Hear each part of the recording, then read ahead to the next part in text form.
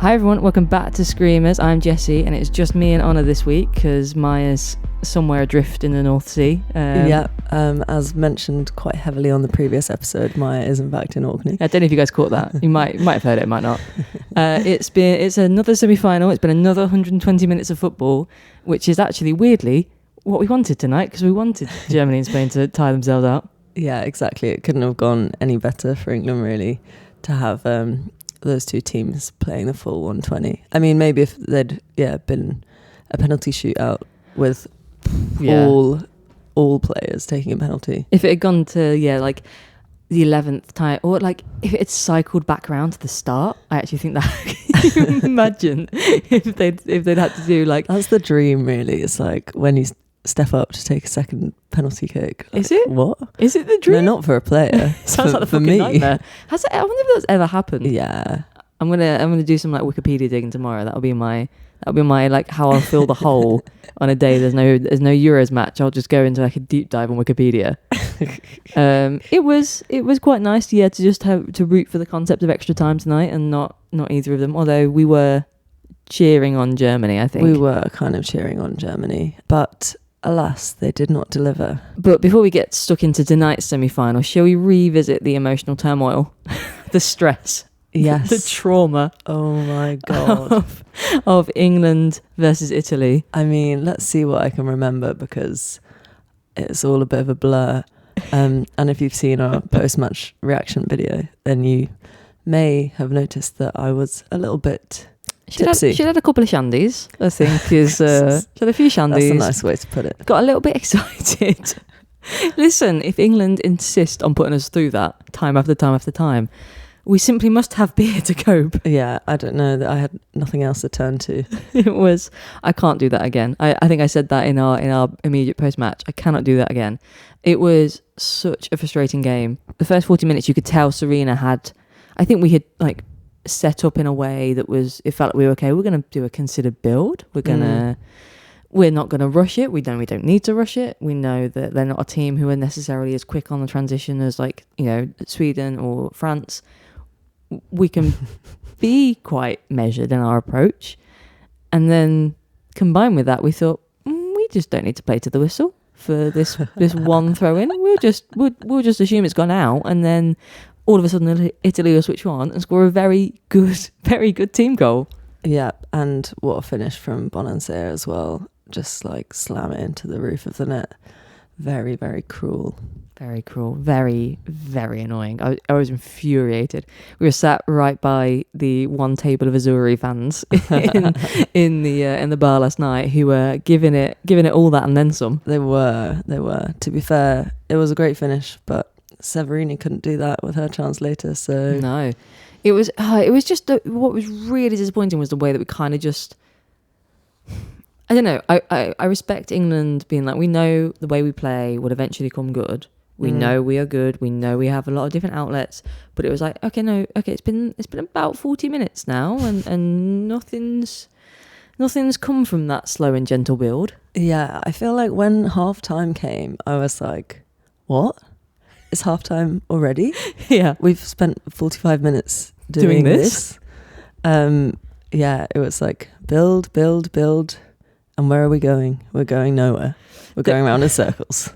It really felt like there was a sign, or I saw someone in the crowd in the Italy section was like, it's coming home, crossed out as it's coming to Rome. And I was like, oh shit, yeah, it really does feel like we've gone through all of that like trauma and the highs of the Netherlands game and the fight back against Sweden to go out in a shitty 1-0 win to That would Italy. be the way as well, wouldn't it? That would be the way to go out. Ugh.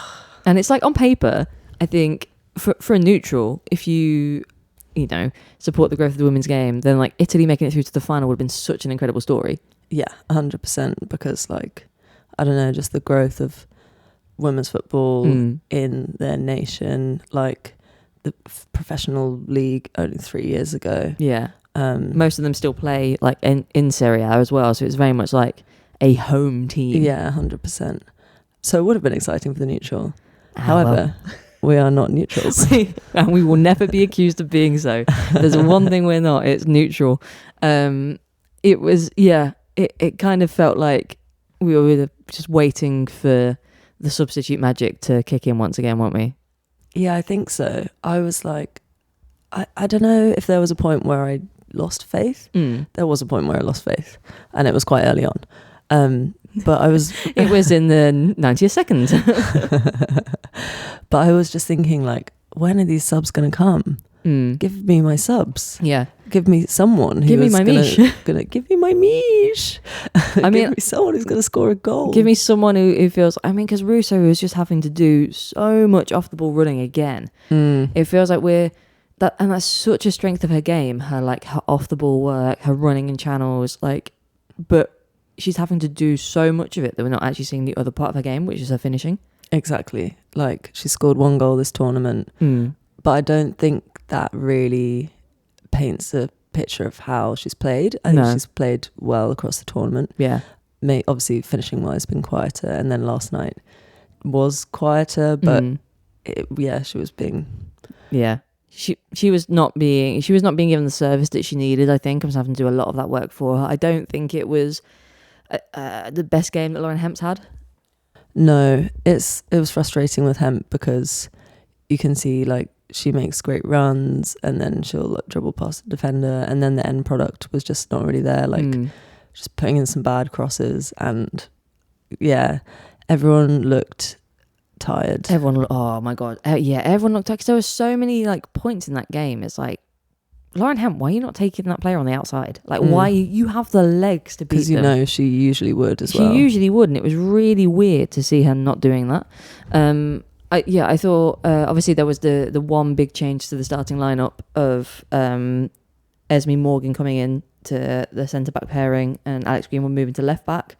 I thought Esme Morgan, to come for your first start in a semi-final at the Euros and play 120 minutes, I'm on the Esme Morgan train now. I was late to the party. I had to run as it was pulling out of the platform, but I am seated on the Esme Morgan train. I do think, like, as we mentioned in our last episode, her growth since moving to the US, maybe it's gone unnoticed because we're not seeing as much of the NWSL, but I just think it's done like a lot of good for her as a player. Yeah.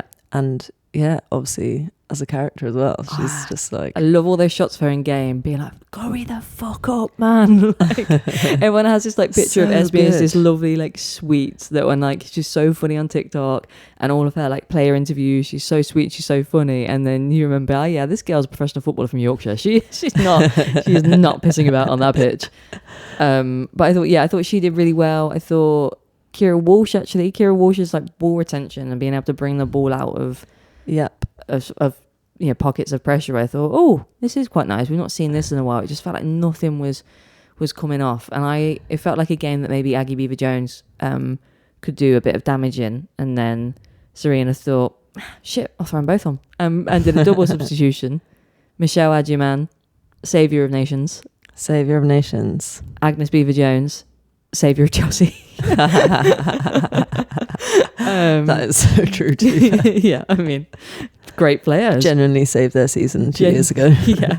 Genuinely has been an absolute clutch player for Chelsea, and it was just, again, it was like the energy that came. It's like, where was this energy the whole game? I know. I wonder if that is to do with like the starters as well, like actually being worn out from the the extra time. But I loved seeing Aggie get a little run out because she definitely deserves it. Like, she's so talented, and the goals that she's scored for England before, not to be overlooked. Yeah, exactly. It's quite. I mean, how exciting is it that we have like two strikers who could form the sort of goal scoring? Oh my god, I love it. And also, like, Russo's not old. Like, how old is Russo? Like, she's not old. Years left. Well, we've got like 3 powerhouses in a way that I don't think England has often had. No. In our past, we tend to have like one out and out striker who's banging the goals in, and then a few. Ellen White and but now we've got an embarrassment of riches. It's quite lovely, but we just need to get them the ball. We need to just maybe not be relying on Michelle Agyemang having.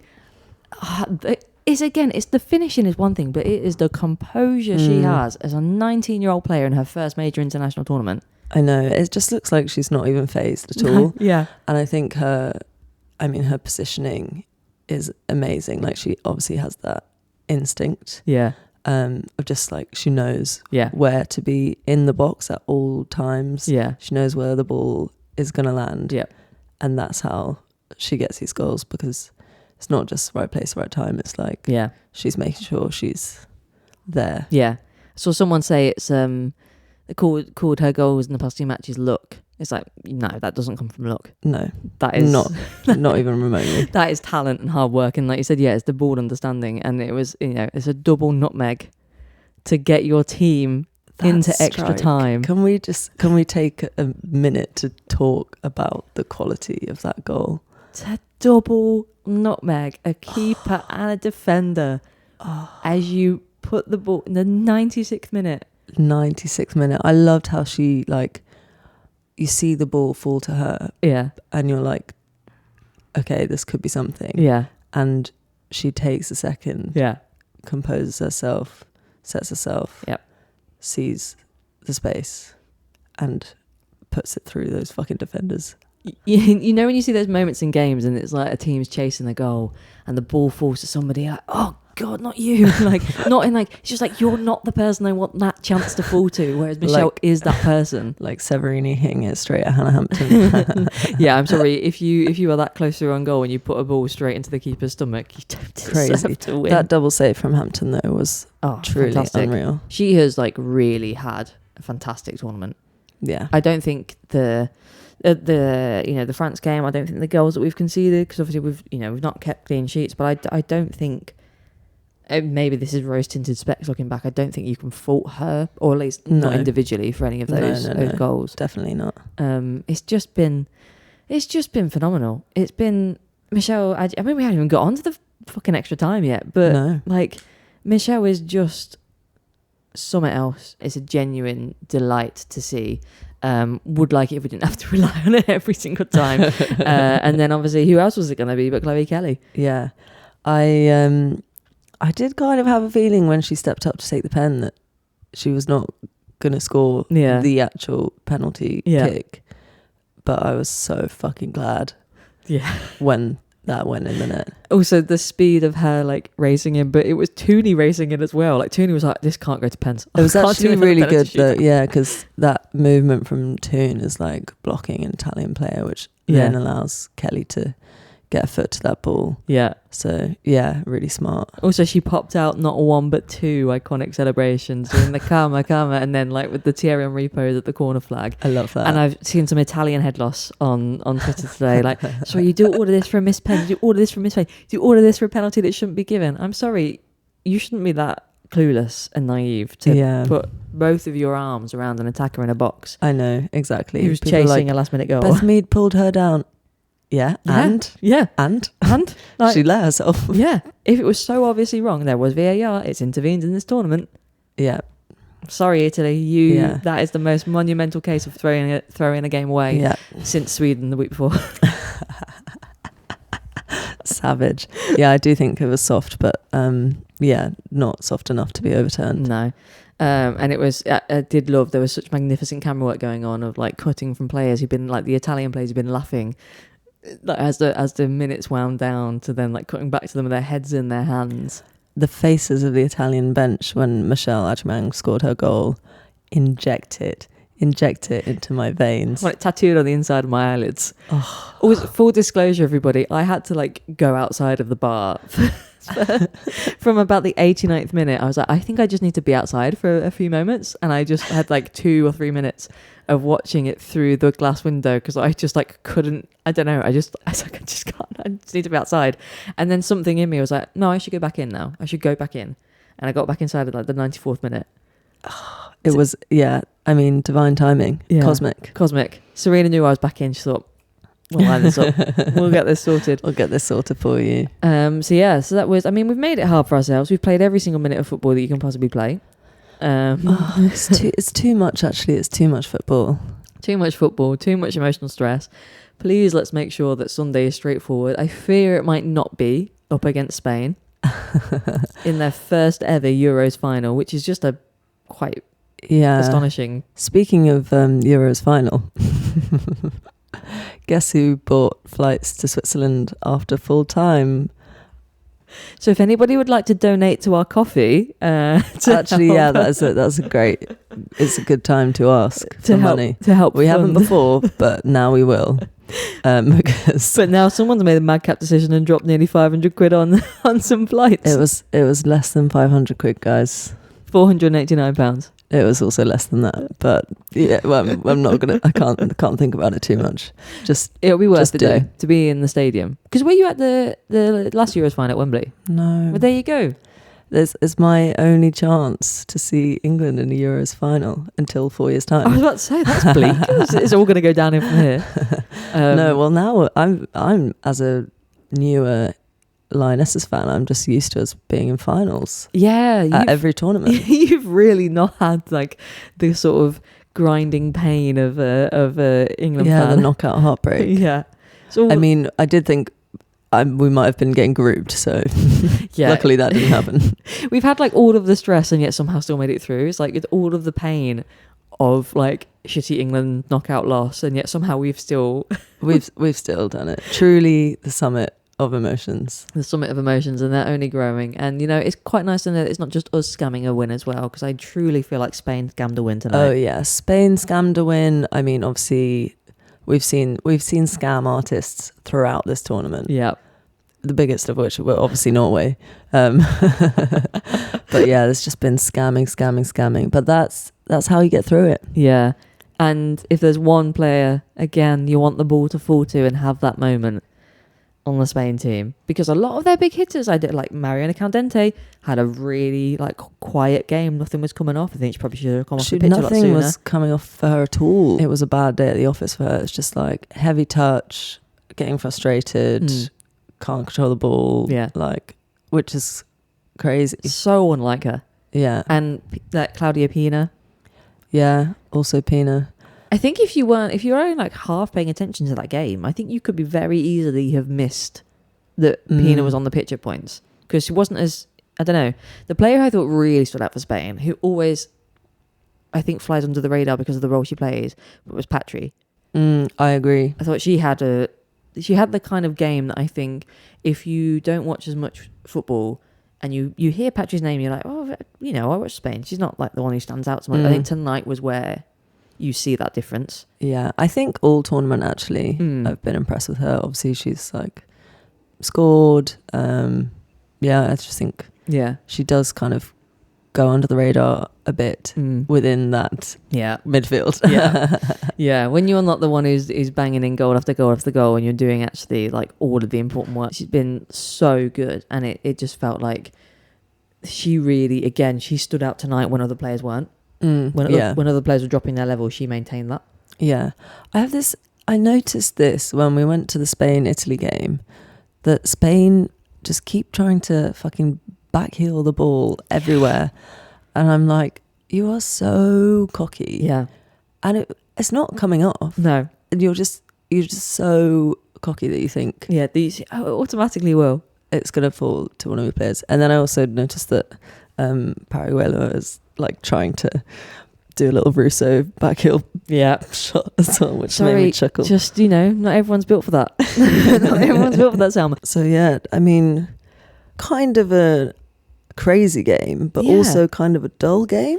Yeah, it's like it didn't feel, I don't know, when it got to half time, the first half, I was like, oh, it's been 45 minutes. That seemed to fly by. Yeah, but without much happening, but without feeling like, I don't know, it's a strange game. Yeah, it was strange. There were chances for Germany as well. Like, I mean, the amount of chances Bull was like fucking up. And then also we had Hoffman at the front, like, just again making crazy decisions. The ball wasn't really falling to her. No. Her positioning was a bit off. Yeah. And then it was like, just so frustrating to watch. I think she will, you know, given time and a few days to you know, emotionally get over it, I think Hoffman will watch that back and think, if I'd had just the composure to take like either an extra touch or to like not I mean, I think the insane one was when it looked like, I don't know if it was just a massively mishit ball, but when it looked like she was trying to lob Katakoi from about 65 yards out. Like, what are you doing? She ain't that far off her line. She's not going to get that ball. What are you doing? Yeah, Clara Ball was brilliant. I think Eula Brand had moments of brilliance without necessarily getting the headlines. But I just wish Clara Ball had learnt to pass. Yeah. So many of those times as she broke through, it's like the cutback is there. Lay it off. Yeah, like you don't need to, like there's like 3 Spain players between you and the goal. Yeah. Why are you shooting right now? Why are you shooting at this ever decreasing angle? Like, come on. It just, the seconds were just ticking on and the ball was at her feet and I was like, honey. Yeah. And then there was another incredible double save. Again, Katakoi having to stop a deflection. Really, honestly, the own goal is an ever-present threat. Stopped the deflection that would have led to an own goal. And then I thought it was going to be the Vamsa redemption arc after her red card against Sweden. Came and just, I just didn't quite manage. No. Oh. To place it.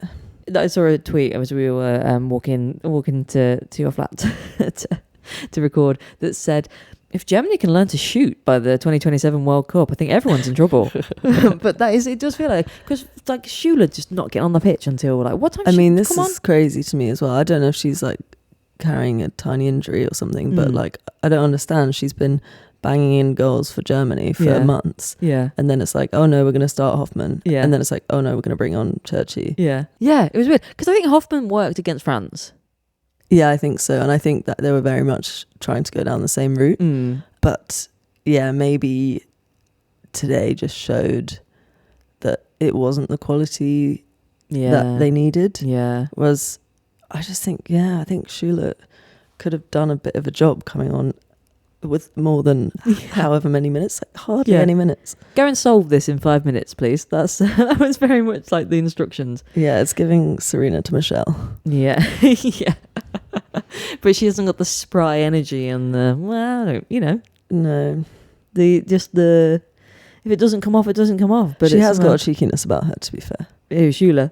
Yeah. Yeah. She does feel like she's probably quite good vibes. Yeah, I like her. She did get axed for my fantasy team though. So sorry, Leah. Yeah. I mean, you're not getting minutes. You're not getting minutes, you're not getting goals, you're not making it in the team. Unfortunately, every single person I did put into my fantasy team this week has mine's been a massive fucking flop for the past 2 weeks. And I just think it's actually so hard in the knockout stages because you've got seriously limited options. You haven't got high scoring games anymore. Like in the obviously in the group stage you have a lot more of a kind of gap in quality between the top and bottom teams of the groups. You can rake in some forwards points there. Yeah, and then here we have like a 0-0 for how many fucking, and it's Spain. The death of goal scoring. Yeah. Bring back goals, but not from Spain on Sunday. No, yeah. They can continue to be crap. I'm not going to make you predict which way. Okay. But what do you think the scoreline will be on Sunday? Well, I don't want to. 2-1. Okay. Do you think it goes to extra time? I fucking hope not. It wouldn't be an England Euros 2025 knockout if it did not go. Yeah, that's so true. The full 120 minutes. Mean, well, like, how many of the knockout games in general have been 120 minutes? I mean, it feels like, just like all of them have. Pretty much. Yeah. Like, give me my life back. No, you'll miss it when it's gone. No, I will. I can't believe there's only one more game left of the Euros. Oh, but you get to be there. You get to be there at the summit. I do get to be there. The summit of it all. I just need to decide which shirt to wear. Do I wear... Maybe guys, you can tell me. Do I wear Euro 2022, Bronze World Cup 2023? No, don't wear that.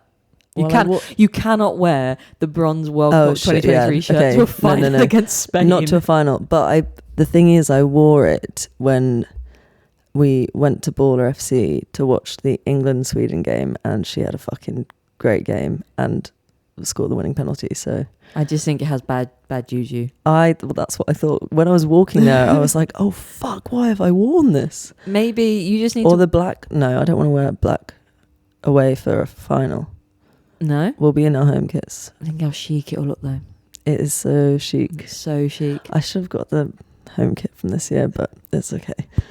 We live and we learn. You need to figure out as well, for anyone who's not had the joy of watching a match with us in person, that Honor's latest stress tactic is swapping shirts. Oh my God. So I kind of forgot that I've been doing this. Yeah. So the last 2 England games that we've gone to watch at the pub, I've swapped shirts with my friend Al halfway through because we decided that maybe it would change our luck after a long period of, either not scoring or being in a losing position. And then we swapped back and then England scored.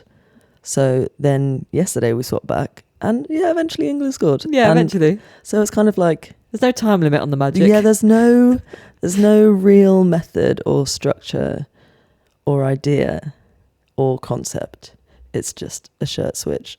And then Al is like, oh no, we need to switch back again to make something happen. And we do. So if anyone's going to be in Switzerland on Sunday and wants to volunteer to help the shirt magic work, look out for Honor. She'll either be in the Euros 2022 or the World Cup 2023 or maybe the black away shirt. We don't know. We don't know. Well, the thing is, I'm going to be sitting next to an Italian fan. Oh. So as long as she's not wearing an Italian shirt, then... That would be the baddest of bad vibes. I'm sure an Italian fan going to watch England in the final, got to have an English shirt with Russo on the back. That is so naughty. Anyway, we're going to wrap this up now because it's another very late night after a long 120 minutes of football.